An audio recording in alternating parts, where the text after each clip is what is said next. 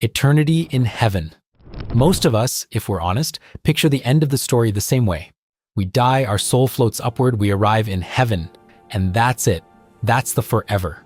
Endless existence in some disembodied realm, somewhere above the clouds. It's the image printed on sympathy cards. It's the image preached at funerals. It's the image most Christians carry without ever questioning it. But here's the detail almost no one notices. The Bible never ends the story in heaven. It ends somewhere else entirely. In Revelation 21, John sees a new heaven and a new earth.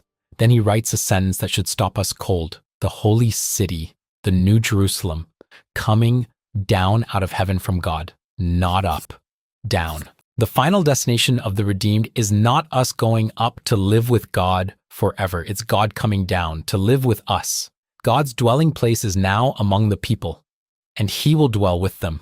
The eternal home isn't a retreat in the sky, it's a renewed creation, a new earth where God himself takes up residence. Heaven, as a waiting room, is real. Paul says to be absent from the body is to be present with the Lord. But heaven as the forever address isn't, so the very first image most of us carry, souls drifting upward into eternal clouds, is missing the punchline of the entire Bible. The story doesn't end with us leaving earth, it ends with God remaking it. We become angels. You've heard it at funerals. He earned his wings. God needed another angel. She's up there flying with the angels now. It's almost something we say to comfort each other without thinking. But humans and angels are two completely different categories in Scripture. They were never interchangeable. Hebrews 1 calls angels winds and flames of fire, spirits made to serve. 1 Corinthians 6 tells believers something stunning. Do you not know that we will judge angels? You don't judge your own kind, you judge a different order of being. Jesus said angels don't marry, he said they don't die. They exist as messengers and warriors in God's economy. Humans exist as image bearers destined for resurrection.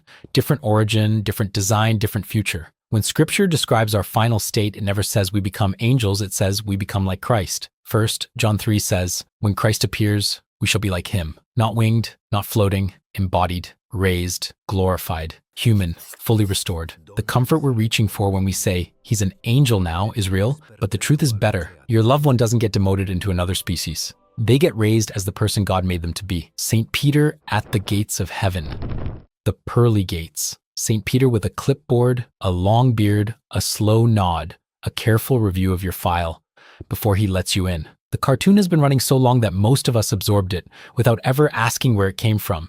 It came from culture, not Scripture. In John 10, Jesus says plainly, I am the gate, not Peter, not a committee, not an interview panel. The access point to the Father is Christ. In Ephesians 2, Paul says we're saved by grace, through faith, not by works, so that no one can boast. There's no way in at the door because the decision was never going to be made there. And Peter, the same Peter who denied Jesus 3 times, who was restored by the lake, who preached at Pentecost. Peter is shown in Matthew 19, sitting on one of 12 thrones, judging the 12 tribes of Israel, not checking IDs at an entrance. The image is comforting because it makes salvation feel like a polite, orderly process. The Bible makes it far more personal. You don't walk up to Peter. You are brought to the Father by the Son. We will live playing the harp on the clouds, floating, humming, sitting on a soft white surface, plucking a single instrument forever. If that's what eternity actually looked like, it wouldn't feel like paradise, it would feel like an eternal waiting room with better acoustics. Scripture describes something completely different. Revelation 22 says, his servants will serve him, and they will reign forever and ever. Service, reign, activity, purpose. The eternal state is described as a city with nations, kings, cultures, and work that actually matters.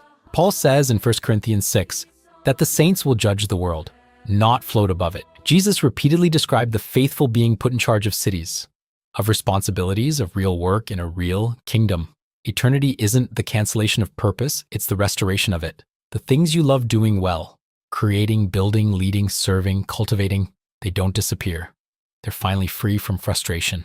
The harp image was borrowed from a few worship scenes in Revelation where elders hold harps before God's throne. It was a picture of worship, not a description of eternal boredom. The Bible's heaven is full of movement. The cartoon version is full of nothing. We will recognize our loved ones. This may be the most emotional question in the entire church. Will I know my spouse, my parents, my child who went before me? Most of us were told, almost as a guarantee, of course you will. We'll know everyone even better than we do now. And we held on to that. We needed to. But Scripture is more careful than our certainty. In 1 Corinthians 13, Paul says, "Now we see but a reflection in a mirror, then we shall see face to face. Now I know in part, then I shall know fully, even as I am fully known." There's real continuity. We will know. We will be known. What Scripture does not promise is that every relationship will pick up exactly where it left off. In Matthew 22, Jesus says that in the resurrection, people will neither marry nor be given in marriage. They will be like the angels in heaven. The deepest human bond is transformed, not frozen. So the comfort is real, the continuity is real, the recognition is real, but the shape of those relationships belongs to God, not to our current assumptions. We won't lose each other, but we also won't be running the same family system with the same roles into eternity. Something better is coming. Just an eternal rest. Rest is one of Scripture's deepest promises. Jesus says, "Come to me, all you who are weary, and I will give you rest." Hebrews 4 speaks of a Sabbath rest, still open for the people of God. So rest is real. Rest is coming. But somewhere along the way, we turned rest into the whole picture. Eternity became one endless nape. No task, no purpose, no mission, just permanent relief. That's not what Scripture describes. Isaiah 65 speaks of the new heavens and the new earth as a place where people will build houses and dwell in them. They will plant vineyards and eat their fruit. Building, planting, work that isn't cursed by futility anymore. Revelation 22 says his servants will serve him, and they will reign. Rest in the Bible never means the absence of activity. It means the absence of exhaustion, the end of frustration, work without thorns, creativity without decay. So the tired mother, the exhausted laborer, the man who has spent decades under the weight of meaningless toil, they will truly rest, and then they will finally do the work they were always meant to do, with hands that no longer ache. People watch everything that happens on earth. Maybe you've heard someone say, "Grandma is looking down on us right now, smiling." Or, "Your dad is watching over you from heaven." It's said at almost every funeral. It brings real comfort. We want to believe that the people who loved us are still aware of our daily lives. But Hebrews 11, the great chapter on the faithful who have gone before, says something striking. It says none of them received what had been promised, since God had planned something better for us, so that only together with us would they be made perfect. They're waiting. The story isn't finished for them either. And Hebrews 12, often quoted as proof that the saints are watching. Since we are surrounded by such a great cloud of witnesses, the context is perseverance, not surveillance. The witnesses are testifying that faith works. They ran their race. Now run yours. What Scripture never says is that your loved one is sitting in heaven monitoring your Monday. Imagine the cruelty of that. Saints, in glory, forced to watch every sin, every heartbreak, every betrayal unfold on earth. That's not paradise, that's torment. The comfort we're reaching for is real. God sees you. The cloud of witnesses cheers you on. But the people you've lost are not your celestial spectators. They are face to face with Christ. And that is far better than watching us struggle. Children who die become little angels. This one runs deep. The chubby cherub, the winged baby on the greeting card, the phrase, "God needed another little angel." It's repeated so often at the loss of a child that questioning it almost feels cruel. But the tenderness we feel in that moment should be matched by the tenderness of truth. First, cherubim in Scripture are not cute. They are terrifying. Ezekiel 1 describes them with 4 faces, burning eyes, wheels within wheels. The cherubim guarding Eden in Genesis 3 carried a flaming sword. The cartoon cherub and the biblical cherub have nothing in common. Second, a child who dies does not become an angel. Just like an adult, a child is an image bearer, eternal as a person, destined for resurrection, not transformation into another creature. What Scripture does offer is something far stronger than wings. When David lost his first child with Bathsheba, he fasted and wept. But once the child died, David said, "I will go to him, but he will not return to me." David expected to see his son. Same boy, same identity, restored in the presence of God. Jesus himself said, "Let the little children come to me, and do not hinder them, for the kingdom of heaven belongs to such as these." Children are not waiting to earn wings. They are held by the one who said the kingdom already belongs to them. The same age forever. This idea usually shows up in questions. Will my grandfather look old? Will the child who passed still be a child?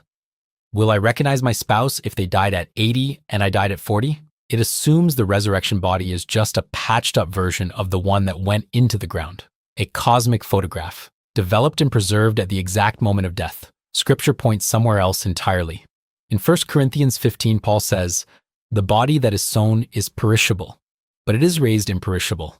Sown in dishonor, raised in glory, sown in weakness, raised in power." He doesn't describe a body held at one age. He describes a transformed body. Christ's resurrection body is the pattern. After he rose, he was recognizable. He cooked fish, he spoke with friends, he still bore the scars, but he also walked through locked doors and appeared differently at first. His body was continuous, but it was glorified, not frozen, perfected. So whatever perfect maturity means in the resurrection, it's not the stasis of a 5-year-old or an 80-year-old. It's humanity, fully restored, whole, complete, the way God intended human bodies to be before the fall ever touched them. Heaven is literally made of gold, pearly gates, streets of gold, mansions on a hilltop. The popular image of heaven often sounds like the most expensive real estate deal in the universe. This comes mostly from Revelation 21, where John describes the New Jerusalem. He says the great street of the city was made of gold, as pure as transparent glass. He says the walls were jasper. The foundations were decorated with every kind of precious stone. But John is writing apocalyptic literature, not a real estate listing. The whole genre works in symbols. Gold, in Scripture, represents purity and kingship. Transparent glass represents clarity. Nothing hidden, nothing fake. Precious stones represent glory and value. The 12 foundation stones echo the 12 apostles. The 12 gates echo the 12 tribes. Every detail means something.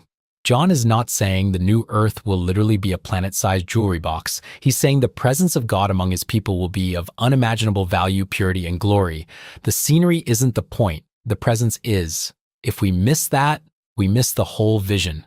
The New Jerusalem isn't a place to admire architecture. It's the place where God dwells with his people, wipes every tear, and makes all things new. Gold is just the vocabulary John uses to say, this is beyond anything you've ever valued. Heaven is not what the cartoon sold us, it's better. A renewed earth, embodied people, real purpose, and the presence of God himself. If this video sharpened what you thought you knew, subscribe, leave a like, and check the video on the right, because there are still other myths that many of us believe, but which do not stand up to direct scrutiny against the scriptures. See you in the next video.